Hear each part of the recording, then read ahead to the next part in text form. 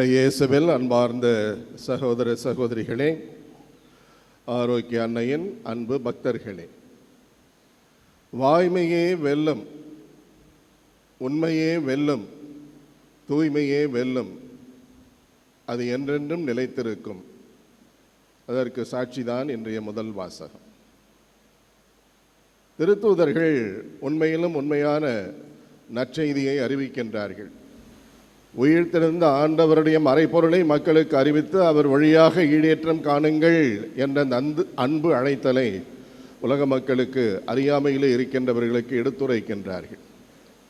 எவ்வாறு இறைவாக்குகளும் இறை சட்டமும் திருப்பாடல்களும் முன்னுரைத்தவைகள் சுட்டிக்காட்டியவைகள் எல்லாம் அந்த உயிர்த்தெழுந்த ஆண்டவரிலே நிறைவை பெற்றவையாக இருக்கின்றன. அந்த நிறைவிலிருந்து நாம் அருளுக்கு மேல் அருளை பெற்றவர்களாக அந்த மண்ணிலே நறுமணம் கமழ்கின்ற இறைவனுக்கு உகந்த காணிக்கைகளாக நம்மை அர்ப்பணிக்க வேண்டும் என்று திருத்தூதர்கள் நற்செய்தியை அறிவிக்கின்றார்கள், தைரியமாக அறிவிக்கின்றார்கள். எனவே அவர்கள் சிறைப்படுத்தப்படுகின்றார்கள், தலைமை சங்கத்தார் முன்னிலையிலே கொண்டு வந்து நிறுத்தப்படுகின்றார்கள்.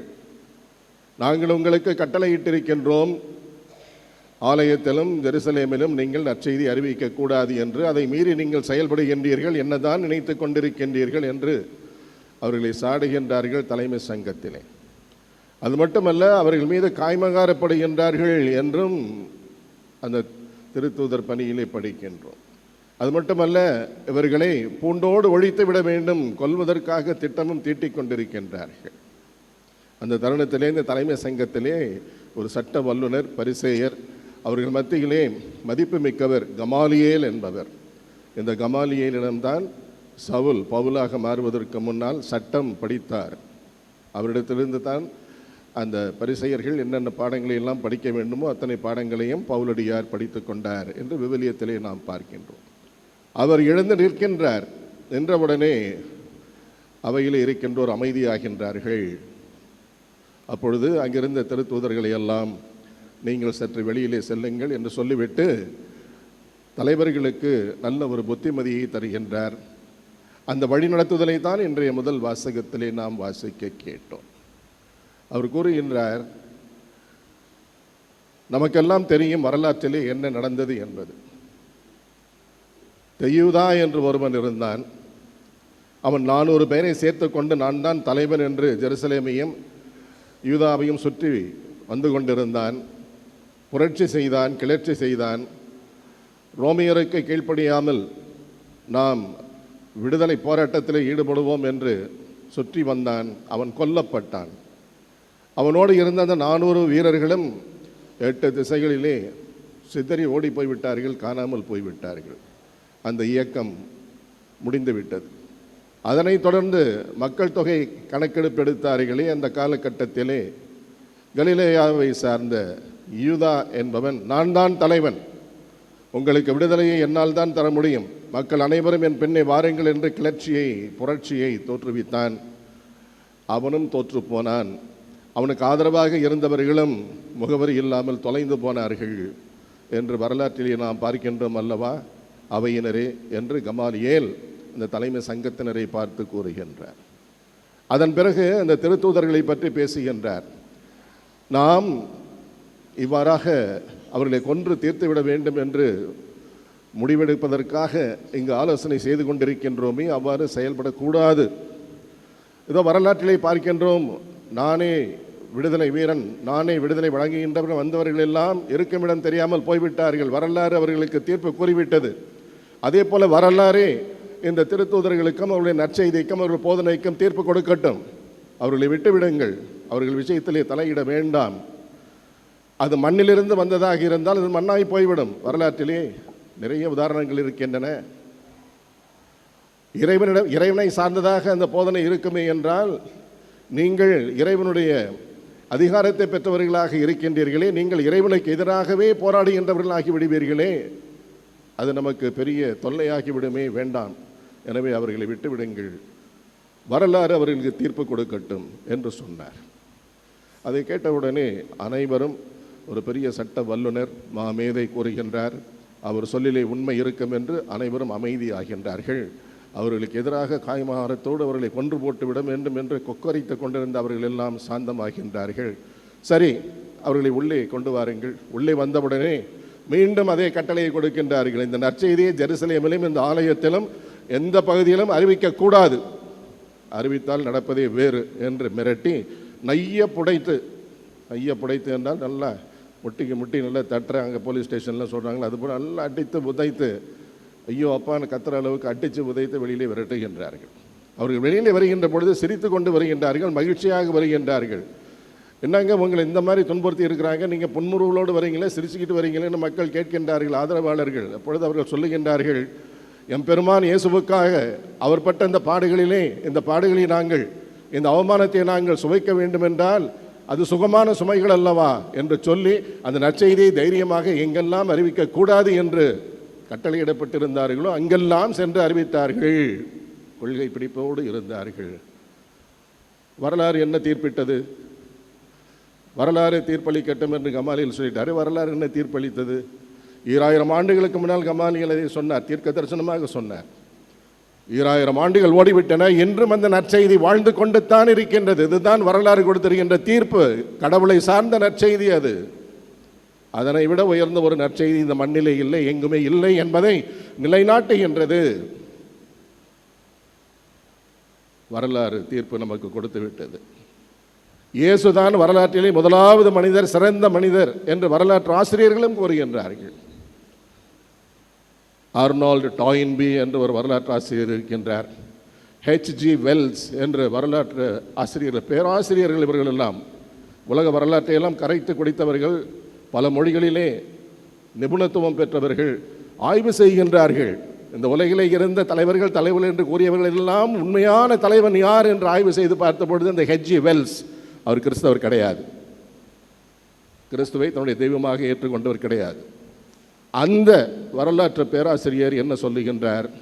உலகிலே வாழ்ந்த மனிதர்களிலே நானே உங்களுக்கு வாழ்வை வழங்குகின்றவராக இருக்கின்றேன் என்று சொன்னவர்களிலே முதலாவதாக வருகின்றவர் வரலாற்றிலே கிறிஸ்துவே என்று கூறுகிறார். அவர் வரலாற்றில் எழுதி வைத்திருக்கின்றார். 2000 ஆண்டுகளுக்கு பிறகு வரலாறு இன்றும் அதை வலியுறுத்தி காட்டுகின்றது என்பதற்கு அவருடைய சாட்சியம், வரலாற்று பேராசிரியருடைய சாட்சியம் விளங்குகின்றது. எனவே இயேசுவில் அன்பார்ந்தவர்களே, வரலாறு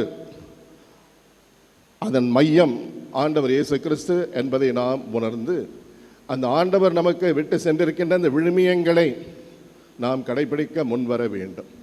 அந்த ஹெச்ஜி வெல்ஸ் என்பவரை பார்த்து கேட்டார்களாம், நீங்கள் இந்த உலகிலே இருக்கின்ற மனிதர்களிலே இந்த 2000 ஆண்டுகளில் அதற்கு முன்னும் இருந்தவர்களிலே தலைவராக இயேசு கிறிஸ்து தான் என்று சொல்லுகின்றீர்களே, நீங்கள் என்ன வழிமுறையிலே நீங்கள் அந்த முடிவுக்கு வந்தீர்கள்? நீங்கள் ஆய்வு செய்த வழிதான் என்ன என்று கேள்வி கேட்டார்கள். அப்பொழுது அவர் சொன்னார், ஒருவன் தலைவன் என்று சொன்னால் அவன் மாண்ட பிறகு இந்த உலகத்திலே அவன் எதை வாழ வேண்டும், அவனை பின்பற்றியவர்கள் என்று விட்டு செல்கின்றானோ அது அவனை தலைவனாக மாற்றுகின்றது. அவ்வாறு பார்க்கின்ற பொழுது எந்த ஒரு தலைவனும் விட்டு சென்ற விழுமியங்களை இந்த உலகிலே மக்கள் கடைபிடித்ததாக தெரியவில்லை, எல்லாம் வரலாற்றிலே மறைந்து போய்விட்டன. ஆனால் இந்த மனிதன் கிறிஸ்து இயேசு போதித்த போதனைகளிலே இருக்கின்ற அந்த விழுமியங்கள், மலை பிரசங்கத்திலே அவர் கொடுக்கின்ற அந்த விழுமியங்கள் இன்றும் நிலைத்திருக்கின்றன என்று சொன்னால் அவரே உண்மையான தலைவர், அவரே உண்மையான மனிதர் வரலாற்றிலே என்று அவர் அந்த பதிலை சொன்னார். நான் ஆய்வு செய்கின்றேன் என்று சொன்னால் அந்த ஆய்வினுடைய அடிப்படை, ஒரு மனிதன் இந்த மண்ணிலே மரிக்கின்றான் என்று சொன்னால், தலைவன் என்று சொல்லி மரிக்கின்றான் என்று சொன்னால் அவன் எதற்காக மரித்தான்? அந்த விழுமியம் என்றும் நிலைத்திருக்கிறதா இல்லையா? அவ்வாறு பார்க்கின்ற பொழுது இயேசுவினுடைய விழுமியங்கள் என்றும் நிலைத்திருக்கின்றன, என்றும் நிலைக்கும் என்று கிறிஸ்தவர் அல்லாத வரலாற்று பேராசிரியர் ஹெச்ஜி வெல்ஸ் எழுதி வைத்திருக்கின்றார். எனவே கமாலியல் என்று சொன்னார். 20 நூற்றாண்டுகளுக்கு பிறகு ஹெச்ஜி வெல்ஸ் என்ற பேராசிரியர், வரலாற்று பேராசிரியர் அதற்கு சான்று பகருகிறார். என்றும் அந்த நற்செய்தி நம்மை வாழ வைத்து கொண்டிருக்கின்றது. நானே வாழ்வும் வழியும் உண்மையும் என்று சொன்ன அந்த ஆண்டவரிலே நாம் என்றென்றும் நறுமண பலியாக நம்மையே ஆண்டவருக்கு ஒப்புக் கொடுக்க வேண்டும் என்ற அந்த அழைத்தல் உணர்ந்தவர்களாய் யாராக இருந்தாலும் முன்வருகின்ற பொழுது நாம் மீட்கப்பட்டவர்களாக இருக்கின்றோம், பாவ மன்னிப்பு பெற்றவர்களாக இருக்கின்றோம், விடுதலை பெற்றவர்களாக இருக்கின்றோம். அன்பு மக்களே, இன்றைய நற்செய்திக்கு வருவோமா? 5 அப்பங்களை கொண்டு 2 மீன் துண்டுகளை கொண்டு 5000 பேருக்கு இயேசு உணவு கொடுக்கிறார். இது எல்லாருக்கும் தெரியும். இந்த பகுதியை நாம் பல முறை படித்திருக்கின்றோம். 1982ஆம் ஆண்டு இப்பொழுது புனிதர் திருத்தந்தை 2ஆம் ஜான் பால் வத்திக்கானிலே இருக்கிறார். அவரை பார்ப்பதற்கு ஸ்காட்லாந்து நாட்டிலிருந்து இளைஞர்கள் வருகின்றார்கள், குழுவாக வருகின்றார்கள். அவர்களை அமர செய்து அவர்களுக்கு போதிக்கின்றார், அறிவுரை சொல்லுகின்றார், புத்திமதி சொல்லுகின்றார். நீங்கள் எந்த நாட்டிலிருந்து வருகின்றீர்கள்? ஸ்காட்லாந்து நாட்டிலிருந்து வருகின்றோம் திருத்தந்தையே என்று சொல்லுகிறார்கள். உங்கள் ஸ்காட்லாந்து நாட்டினுடைய பாதுகாவலர் யார் என்று உங்களுக்கு தெரியுமா? உடனே அவர்கள் சொல்லுகின்றார்கள், எங்கள் ஸ்காட்லாந்து நாட்டினுடைய பாதுகாவலர் திருத்தூதரான அந்திரேயா, ஆண்ட்ரூ அந்திரேயா என்று சொல்லுகிறார்கள். இயேசு இந்த 5 அப்பங்களையும் 2 மீன் துண்டுகளையும் அவர் கையிலே கொண்டு போய் கொடுத்தவர் அந்த அந்திரேயா தான். எங்களால் ஒன்றும் செய்ய முடியாது, 200 தெனாரியத்துக்கு வாங்கலாம், மக்களுக்கெல்லாம் ஒரு சிறிய துண்டு கூட கொடுத்து அவங்க பசியை போக்க முடியாத ஆண்டவரே, என்ன செய்கிறதுன்னு தெரியல. ஏதோ கண்ணுக்கு முன்னால் அந்த சிறுவன் 5 வார்கோதுமைகளையும் 2 மீன் துண்டுகளையும் வச்சுருக்கான், அது இருந்தாங்க ஆண்டவரையும் கையில் கொடுத்துட்டோம், நீங்கள் தான் என்று அர்ப்பணித்தார் அல்லவா? இளைஞர்களே, ஸ்காட்லாந்து நாட்டில் வந்திருக்கின்ற இளைஞர்களே, நீங்களும் பற்றாக்குறையோடு தான் இருக்கின்றீர்கள். எந்த நாட்டிலே யார் நிறைவு உள்ளவராக இருக்கின்றார்கள்? நிறைவாக இருக்கின்றேன், உலகத்திலேயே நம்பர் 1ஆக இருக்கின்றேன் சொல்லுகின்றவர்களுக்கே பற்றாக்குறை நிறைய இருக்கின்றது.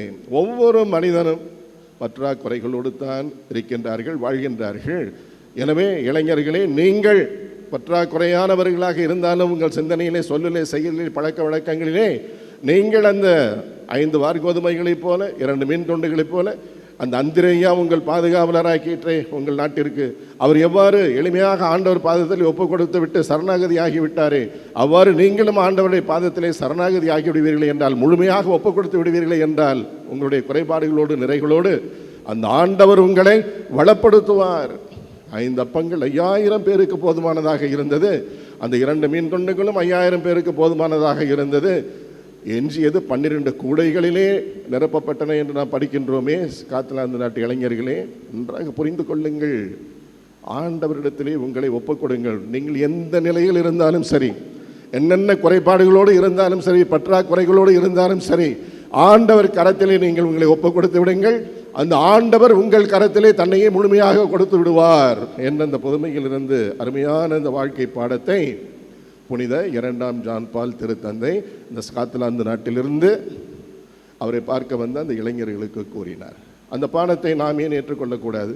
இங்கே இருக்கின்றோமே, யார் நிறைவாக இருக்கின்றோம்? எத்தனை பேர் நிறைவு உள்ளவர்களாக இருக்கின்றோம்? நிறைவு உள்ளவர்களாக இருந்தால் இந்த வேளாங்கண்ணி நமக்கு தேவையே இல்லையே, ஆரோக்கியமாக தேவையே இல்லையே, குழந்தையே நமக்கு தேவையே இல்லையே, வருகின்றோமே ஏன்?